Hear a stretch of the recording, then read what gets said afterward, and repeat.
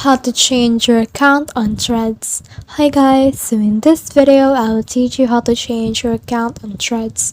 So if you want to learn how it's done, just watch this video until the very end. It's pretty quick and simple, so let's go.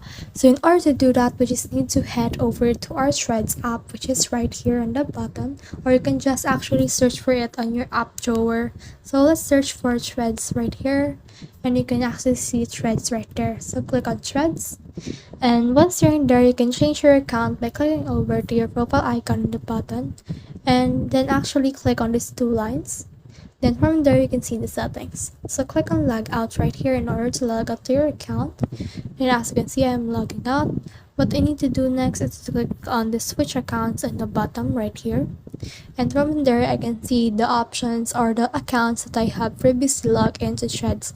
So I can just click on any one of them and I should be able to change my account on Threads. So as you can see right here, this is a new account that I have. So that's the whole process. I hope this video helped you to change your account on Threads. If you have questions and comments, kindly put in the comment section below.